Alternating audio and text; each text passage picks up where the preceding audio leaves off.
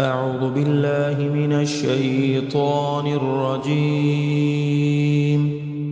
بسم الله الرحمن الرحيم.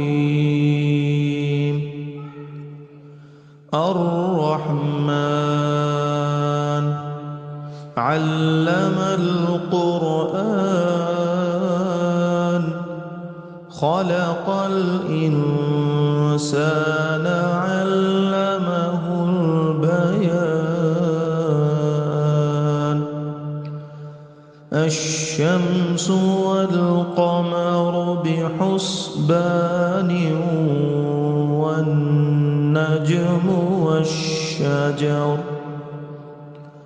والنجم والشجر يسجدان. والسماء رفعها ووضع الميزان ألا تطغوا في الميزان وأقيموا الوزن بالقسط ولا تخسروا الميزان. والأرض وضعها للأنام فيها فاكهة والنخل ذات الأكمام والحب ذو العصف والريحان. فبأي آلاء ربكما تكذبان؟ خلق الإنسان من صلصال كالفخار وخلق الجان من مارج من نار. فبأي آلاء ربكما تكذبان؟ رب المشرقين ورب المغربين. فبأي آلاء ربكما تكذبان؟ مرج البحرين يلتقيان بينهما برزخ لا يبغيان. فبأي آلاء ربكما تكذبان؟ يخرج منهما اللؤلؤ والمرجان. فبأي آلاء ربكما تكذبان؟ وله الجوار المنشآت في البحر كالأعلام. فبأي آلاء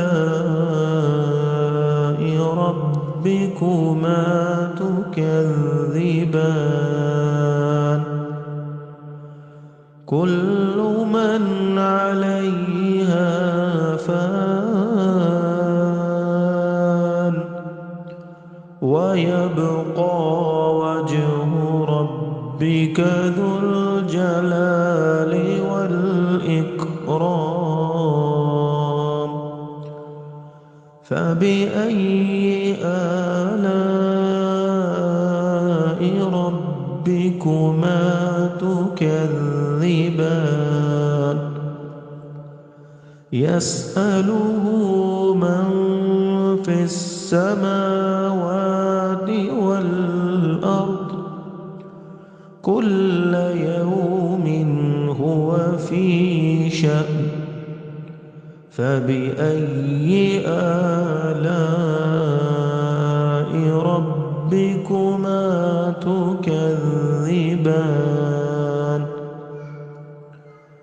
سنفرغ لكم أيها الثقلان فبأي آلاء ربكما تكذبان يا معشر الجن والإنس إن استطعتم أن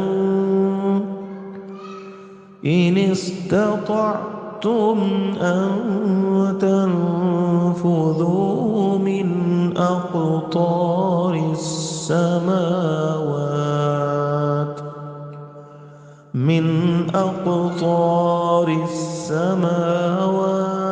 والأرض فانفذوا لا تنفذون إلا بسلطان فبأي آلاء ربكما تكذبان يرسل عليكما شواظ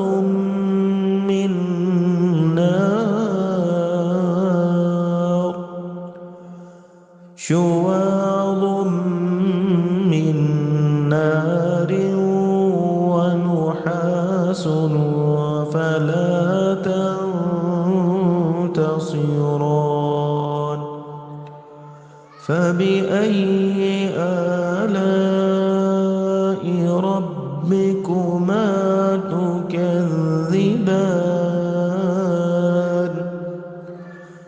فإذا انشقت السماء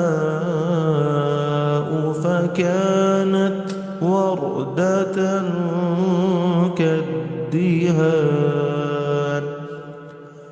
فبأي آلاء ربكما تكذبان فيومئذ لا يسأل عن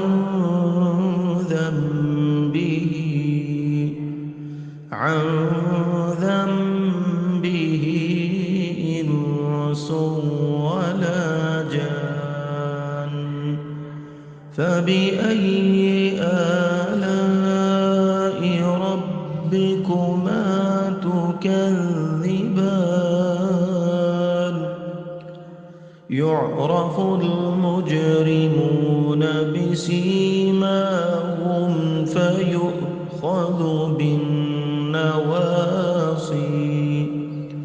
فيؤخذ بالنواصي والأقدام فبأي آلاء ربكما تكذبان هذه جهنم التي يكذب بها المجرمون يطوفون بينها وبين حميم آن فبأي آلاء ربكما تكذبان ولمن خاف مقام ربه جنتان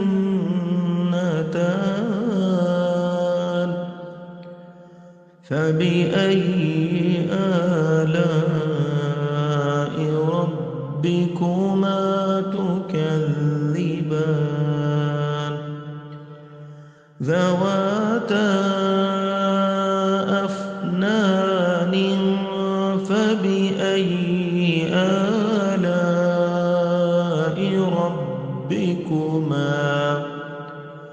فبأي آلاء ربكما تكذبان فيهما عينان تجريان فبأي آلاء ربكما تكذبان فيهما من كل فاكهة زوجان فبأي آلاء ربكما تكذبان متكئين على فرش بطائنها من استبرق وجنى الجنتين دان فبأي آلاء ربكما تكذبان فيهن قاصرات الطرف لم يطمثهن إنس قبلهم ولا جان فبأي آلاء ربكما تكذبان كأنهن الياقوت والمرجان فبأي آلاء ربكما تكذبان هل جزاء الإحسان إلا الإحسان فبأي آلاء ربكما تكذبان ومن دونهما جنتان فبأي آلاء ربكما تكذبان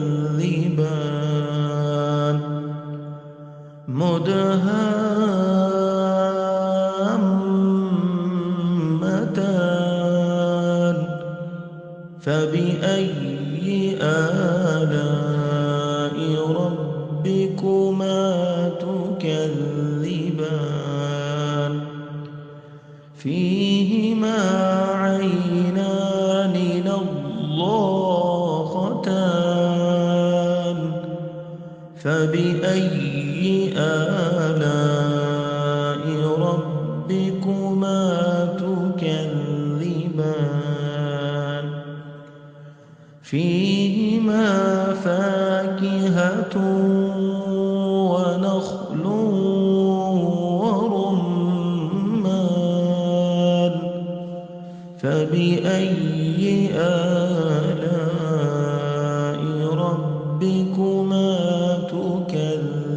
تكذبان فيهن خيرات حسان فبأي آلاء ربكما تكذبان حور مقصورات في الخيام فبأي آلاء ربكما تكذبان لم يطمثهن إنس قبلهم ولا جان فبأي آلاء ربكما تكذبان متكئين على رفرف خضر وعبقري حسان فبأي آلاء ربكما تكذبان تبارك اسم ربك ذي الجلال والإكرام صدق الله العظيم.